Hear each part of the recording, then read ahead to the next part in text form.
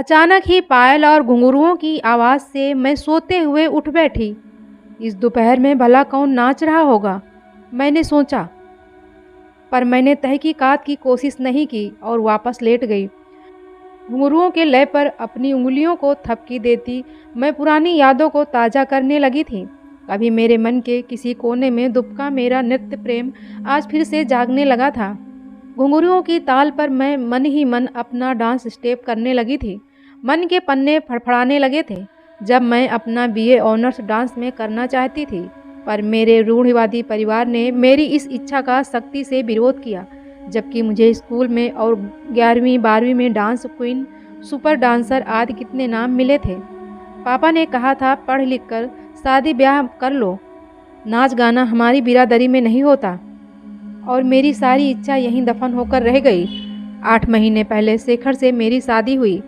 Shekhar forest विभाग में थे, तो यहाँ वहाँ तबादला लगा ही रहता था।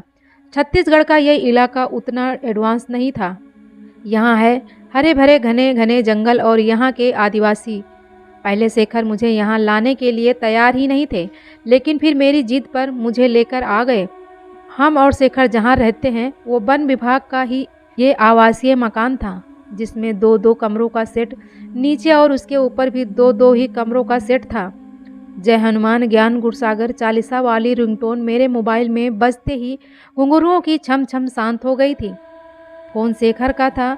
वो मेरा हाल चाल पूछ रहे थे। शाम को जल्दी आने का बोलकर वो फ़ोन रख दिए थे। शेखर के आने के बाद मैंने चाय पकौड़े बनाकर उन्हें दिया और फटाफट तैयार होने लगी। वैसे तो ये पूरा जंगल का ही इलाका है, चारों ओर बड़े बड़े पेड़ों के झुंड, लेकिन इनमें भी अपना ही मज़ा है। चाय पीकर शेखर के साथ मैं टहलने निकल गई। शेखर मुझे चारों ओर का इलाका समझा रहे थे। लगभग 1 घंटे तक बाहर घूम फिर कर हम वापस आए तो एक महिला मुझे अपने मकान के ऊपर छत पर खड़ी दिखी। मैंने अनुमान लगाया कि शायद यही वो डांसर है। बात आई गई हो गई। मुझे अब यहाँ जंगलों की समझ आ गई थी। एक दिन कपड़े पसारने बाहर धूप में जाते समय उनसे मुलाकात हो गई। मैंने उन्हें नमस्ते किया तो वो हल्के से मुस्कुरा दी।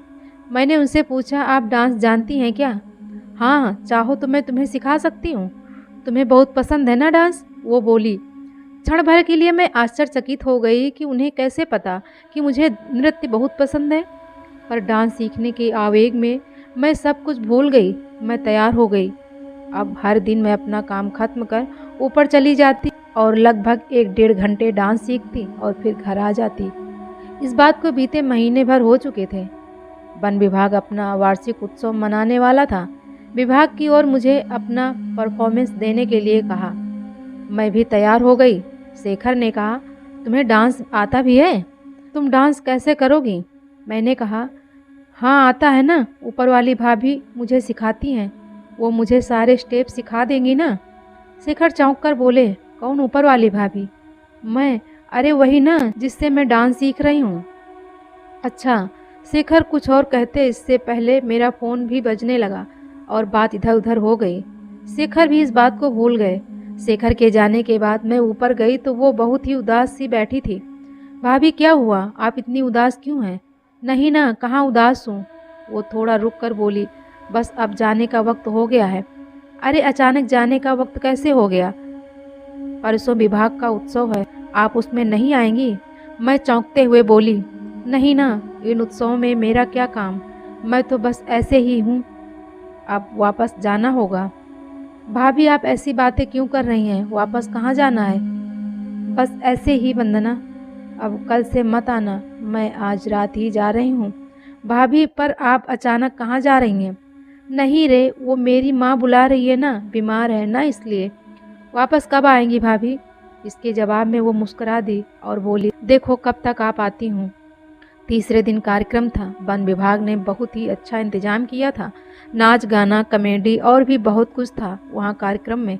जब मैंने शिव महिमा और शिव तांडव स्तोत्र पर डांस किया तो वहाँ मौजूद लोगों ने खूब तालियां बजाई।